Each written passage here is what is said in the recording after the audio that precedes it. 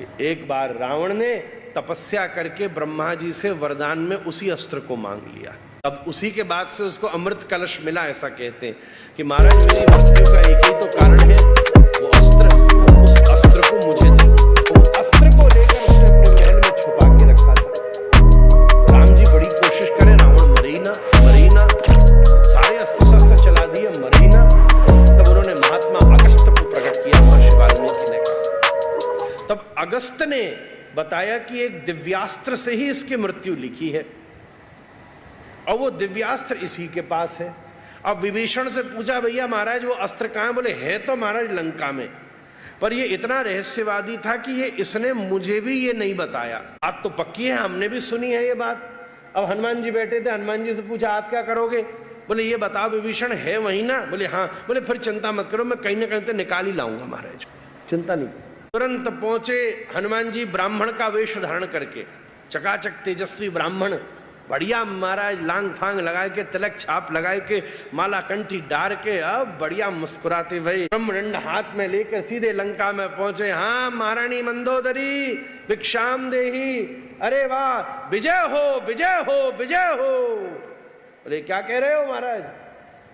बोले मुझे पूरा भरोसा है कि इस युद्ध में रावण की ही विजय होगी। ऐसी भाषा बोलने ब्राह्मण बड़ू पक्का हो गए महाराज से, विजय ही होगी। मंदोदरी बोली कैसी व्यर्थ की बात कर रहे हो पंडित जी, मेरे पति के मोड़ कट कट के जमीन पे पड़े हुए हैं, अंग पे अंग काट दिए राम जी ने, कहीं तो छोड़ो नहीं, बस मरवो ही बाकी है वाको, बार बार खड़ो हो जावे फिर पिटवे के ताई, और आप कर रहे हो विजयी भाव विजयी भाव। अरे और नहीं तो क्या, कितना भी राम कोशिश कर ले पर हमारे लंकेश रावण को नहीं मार सकते, कितना भी अंग भंग कर दें पर मार ही नहीं सकते।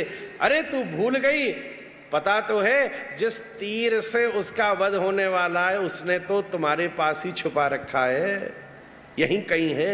ओ मंदोदरी बोली पंडित जी सही बोले यार, मैं तो भूल ही गई थी। अब क्या करें महाराज, स्त्री में एक गुण होता है कि वो पति की सबरी खबर निकाल लेती है, और दूसरा एक दोष और होता है कि उससे खबर निकालना बड़ा आसान होता है। युधिष्ठिर ने तो कहा था कि घंटी नहीं होती महाराज, क्योंकि कुंती मैया ने कर्ण की बात छुपा ली। महाभारत में ये कथा आई है, कुंती मैया ने बताया नहीं कि कर्ण भैया है, तो युधिष्ठिर ने श्राप दे दिया कि मैया कोई ज्यादा प्रेम से कोरे देगो तो तू सब बात निकाल देना, छुपाना नहीं, इतना बड़ा युद्ध ही नहीं होता। हनुमान जी को सब पता है, पति कैसो भी हो, कितनो भी रहस्यवादी हो, पर उसकी भीतर से भीतर तक की बात, बाकी घरवारी ये पतो रहे हुए महाराज, कोई माने या न माने महाराज, कैसो भी कर लो। अब मेरे को बुरा नहीं मानना महाराज, हमारे मुरलीधर जी महाराज तो अपनी मुरली लेकर के डोलते रहे, में ये व्यवस्था माता जी संभाल ली महाराज। बालक ब्रजवासी तो कछु भी कह सके महाराज, बुरा न मानियो, मान मिलो तो हमारो कह जाएगा व्यास रूप में आपने बैठा रखे हो महाराज। आप तो अपनी मोरिया लेके डोल रहे हैं, आप भी अपनी मोलरिया लेके डोलते रहो महाराज। बंजारे लोग कौन देखे कहाँ आयो क्या आयो, हमारे यहाँ खुद हमारी मैया बैठी बैठी सब देखती रहे, हमको कहाँ फुर्सत है महाराज। इसलिए ये बात बिल्कुल मालूम है। तो तुरंत बोली पंडित जी बिल्कुल सही कह रहे हो, मैं तो भूल ही गई थी।